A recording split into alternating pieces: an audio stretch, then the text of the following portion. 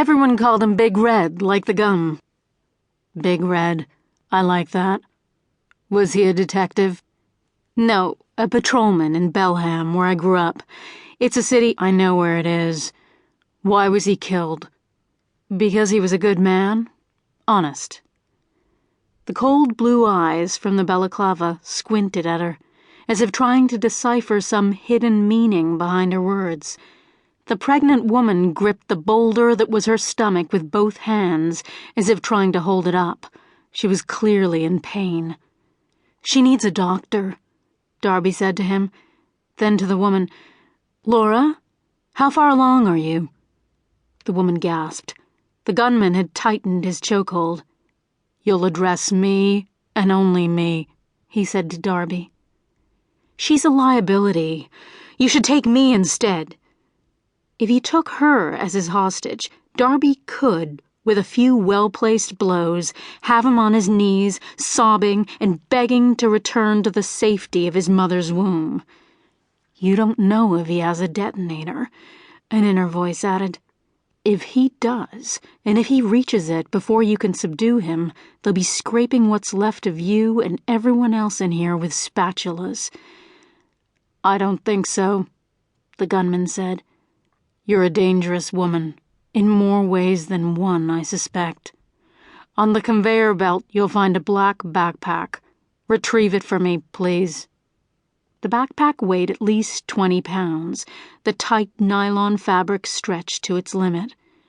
"Bring the bag to me and place it on the floor," the gunman said. "Now open it."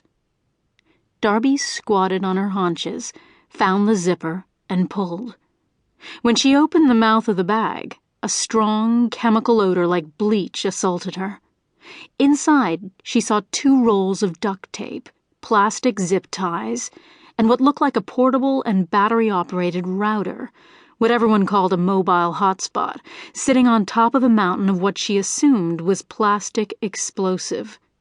It had the color and texture of dough. She suspected the gunman had crafted the explosive himself, using some homemade recipe he'd found on the internet. Terrorists loved sharing their baking secrets. "Remove the router and place it on the desk behind me. After you're done, come back to me so I can see your pretty face." Darby reached inside the bag and used a fingernail to scrape off a piece of the explosive. It was hard, like putty, and it remained trapped underneath her fingernail as she stood with the router in her hand. The gunman, she saw, had painted the areas on the router containing its make and model. "My demand is simple and easy," he said after she returned. "I want to speak with Mayor Edward Briggs here, face to face, in the lobby. You will escort him and a cameraman and reporter to interview me live on TV. Once the interview is over, I'll release the hostages and surrender myself to you. It's that simple." "Edward Briggs is no longer the mayor. He retired last year." "Your watch," the gunman said, ignoring her statement. "Does it have a timer function?" "It does." "Good. Please set it for a 3-hour countdown." Darby went to work, pressing the various plastic knobs on her cheap digital Casio with its scuffed-up face.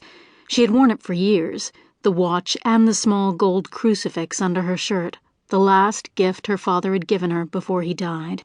Over the years, they felt like talismans that protected her from harm, even death. "My timer is set," Darby said. "Thank you. Don't start it yet. I want you to give me your full attention, because this next part is critical. Do I have your full attention?" "You do." "You will have exactly 3 hours to deliver the Honorable Mayor Briggs, a reporter, and cameraman into the lobby. You and only you. If they don't arrive within the 3-hour time frame, the first bomb will go off. Another bomb will go off every 3 hours until Briggs arrives. Do you understand?" "I understand." "The suicide vest I'm wearing is connected to my heartbeat. If I die, the vest and the bombs I've planted in